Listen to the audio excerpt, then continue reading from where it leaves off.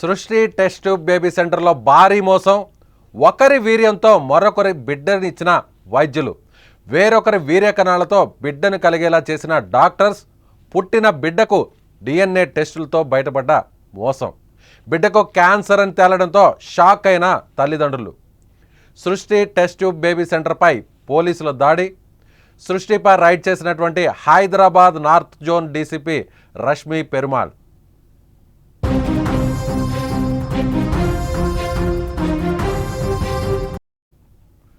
హైదరాబాద్ నగరంలో దారుణం జరిగింది. తల్లిదండ్రులందరూ కూడా షాక్ అయ్యేటువంటి ఘటన ఇది. ప్రతి ఒక్కరు కూడా ఈ జన్మలో, మానవ జన్మలో ఒక బిడ్డకు జన్మన ఇవ్వాలి, తల్లిదండ్రులుగా మారాలి.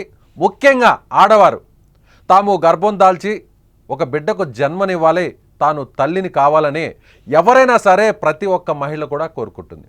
అలాగే ప్రతి ఒక్క పురుషుడు కూడా ఖచ్చితంగా తనకు ఒక బిడ్డ ఉండాలి, తను తండ్రిగా మారాలని ఎన్నో కలలు కంటారు. అయితే ఇప్పుడున్నటువంటి జనరేషన్లో ఇలాంటి వారికి ఉన్నటువంటి ఆరోగ్య సమస్యలు, అంటే అనారోగ్య సమస్యల కారణంగా చాలామందికి తల్లిదండ్రులు అయ్యేటువంటి అవకాశం రావట్లేదు. అలాంటి వారికి, ఇలాంటి అనారోగ్య సమస్యలు ఉన్న వారికి, అంటే తల్లిదండ్రులుగా గర్భం దాల్చేటువంటి అవకాశాలు తక్కువగా ఉన్న వారికి కొన్ని హాస్పిటల్స్, ఫెర్టిలిటీ సెంటర్స్, ముఖ్యంగా టెస్ట్ ట్యూబ్ సెంటర్స్, ఖచ్చితంగా మీకు తల్లిదండ్రులు అయ్యే ఛాన్స్ని ఇస్తాం.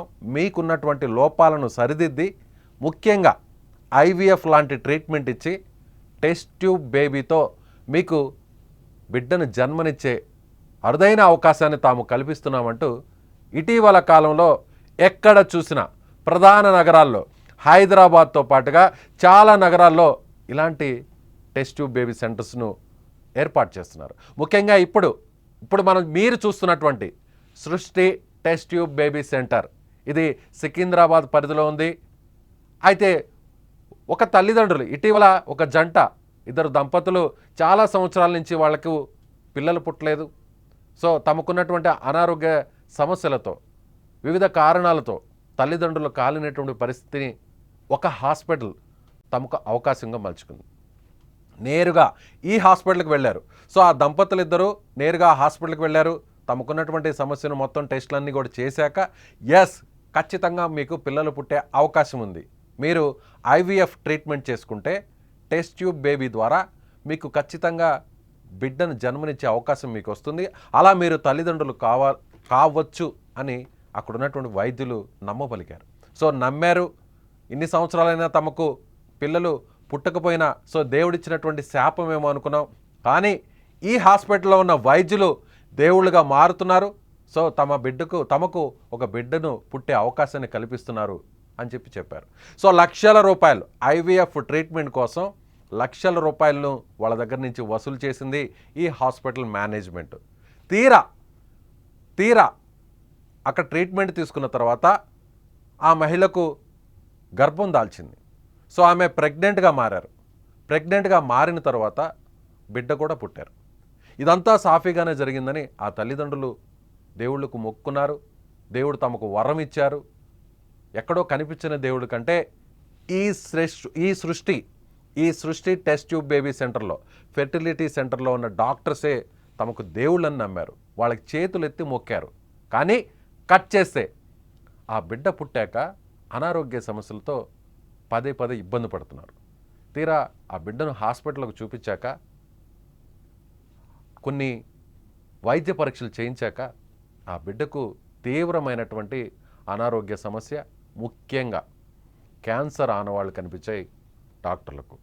విషయం నేరుగా ఆ తల్లిదండ్రులకు చెప్పడంతో ఒక్కసారిగా ఆ తల్లి, అలాగే ఆమె భర్త, తండ్రిగా అనుకుంటున్నటువంటి ఆయన, వీళ్ళిద్దరూ కూడా షాక్ అయ్యారు.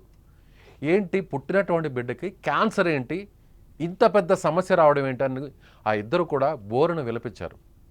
తర్వాత వైద్య పరీక్షలు చేయించిన తర్వాత వైద్యులు వాళ్ళని కూర్చోబెట్టి కౌన్సిలింగ్ చేసిన తర్వాత, మీ బ్యాక్గ్రౌండ్లో, మీ ఫ్యామిలీలో, మీ ఇద్దరికి కానీ లేదంటే మీ ఫ్యామిలీలో కానీ, అటు ఎవరైతే ఫాదర్ ఉన్నారో ఫాదర్ తరపున వాళ్ళకి కానీ లేదంటే మదర్ తరపున వాళ్ళకి కానీ ఏమైనా క్యాన్సర్కి సంబంధించినటువంటి వ్యాధి ఏమన్నా ఉందా, ఆ జబ్బు ఏమన్నా ఉందా, ఆ రోగం ఏమన్నా ఉందా అని ఒక క్రాస్ చెక్ చేస్తూ వచ్చారు.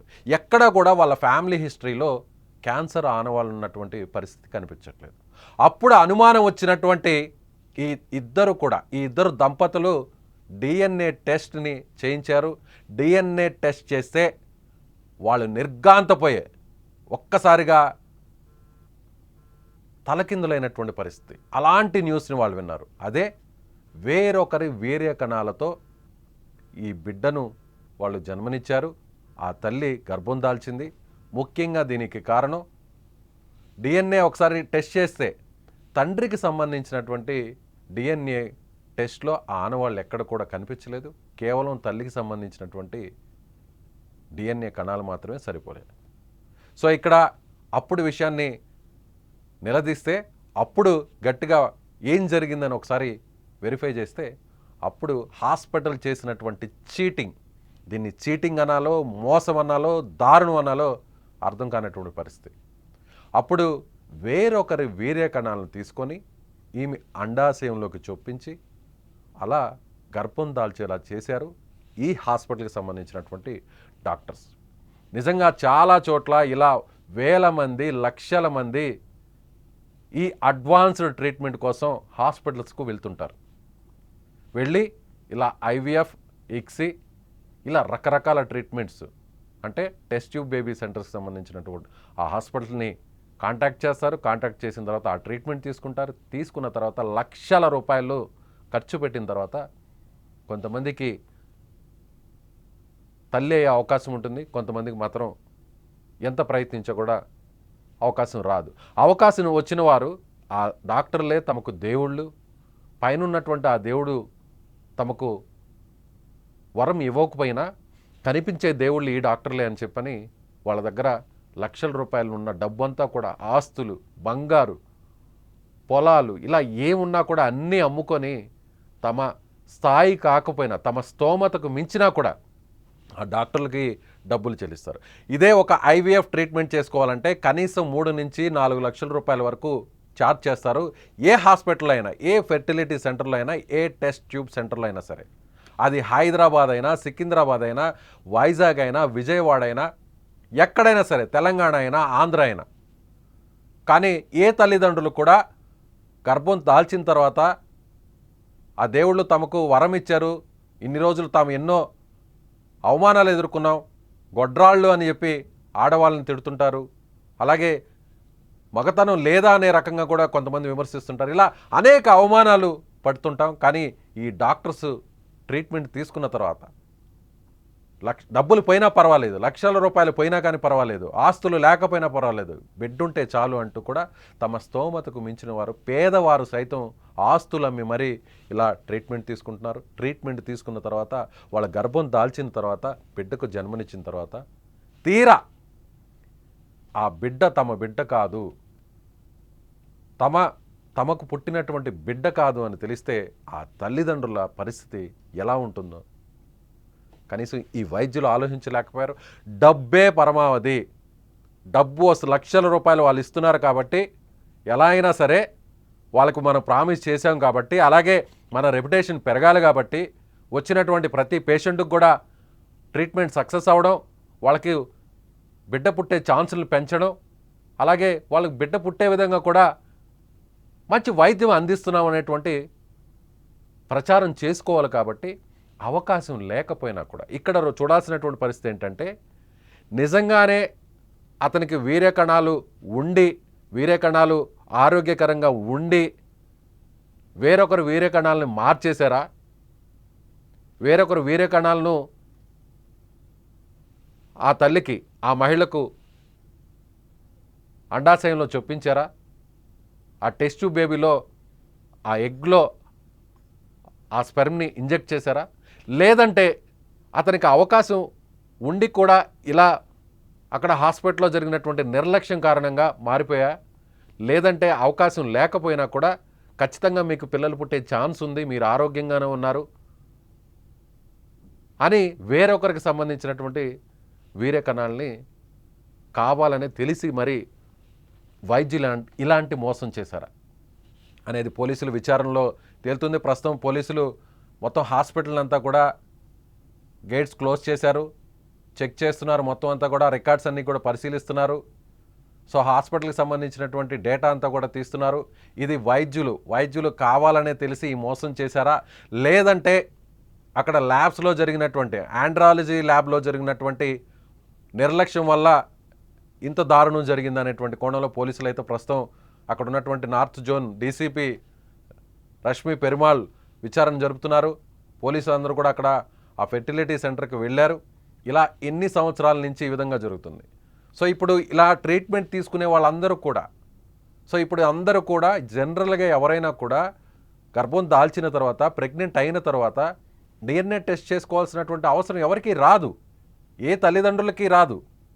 అలా కనీసం అటువైపు కూడా ఆలోచన చేయరు. ఎందుకంటే నమ్మకం, రెప్యుటేషన్ ఆ హాస్పిటల్ మీద, ఆ వైద్యులకు ఉన్నటువంటి మంచి పేరు తెలుసుకొని అందరూ కూడా ఇలా ట్రీట్మెంట్ తీసుకున్నా కూడా నేరుగా ఎక్కడ కూడా ఎలాంటి వైద్య పరీక్షలు, డిఎన్ఏ టెస్టులు చేయించుకోరు. కానీ ఇలాంటి ఘటనలు చూసిన తర్వాత నిజంగా ఆ తల్లిదండ్రులు ఎంత క్షోభ అనుభవిస్తుంటారు. తమకు పుట్టినటువంటి బిడ్డ, ఇన్ని సంవత్సరాలు తమకు పిల్లలు లేరు, ఈ హాస్పిటల్లో ట్రీట్మెంట్ తీసుకున్నాం, సో ఈ టెస్ట్ ట్యూబ్ బేబీ ట్రీట్మెంట్ వల్ల తమకు బిడ్డ పుట్టింది అని సంతోషపడి ఆనందపడాలో, లేదంటే ఆ బిడ్డకు క్యాన్సర్ వచ్చిందని తెలిసి ఆ బిడ్డ పుట్టింది కూడా తమ రక్తం కాదు, తమ బిడ్డ కాదు, ఇన్ని నెలలు ఇన్ని సంవత్సరాలు పెంచినటువంటి బిడ్డ తమ బిడ్డ కాదు అని ఆ తల్లిదండ్రులకు తెలిస్తే ఎంత దారుణం. వీళ్ళు తెలిసి చేసినటువంటి మోసమో, తెలియక చేసినటువంటి నిర్లక్ష్యమో తెలియదు. కానీ నిజంగా కొన్ని లక్షల మంది ఈ విధంగా ఐవీఎఫ్ సెంటర్లకు వెళ్తుంటారు, ఇలా ట్రీట్మెంట్ తీసుకుంటుంటారు. ట్రీట్మెంట్ తీసుకున్న తర్వాత పిల్లల్ని కంటుంటారు. కానీ అలాంటి వారందరూ కూడా ఇప్పుడు భయపడాల్సినటువంటి పరిస్థితి తీసుకొచ్చింది ఈ సృష్టి టెస్ట్ ట్యూబ్ బేబీ సెంటర్. దేశంలో చాలా నగరాలు ఉంటాయి, చాలా హాస్పిటల్స్ ఉంటాయి, వందల హాస్పిటల్స్ వేల హాస్పిటల్స్ ఉంటాయి దేశంలో. మన తెలుగు రాష్ట్రాల్లోనే 100 వరకు హాస్పిటల్స్ ఉంటాయి. అలాంటి హాస్పిటల్స్లో వేల మంది, లక్షల మంది ఇలాంటి వైద్యాన్ని, అధునాతన వైద్యాన్ని పొంది తల్లిదండ్రులుగా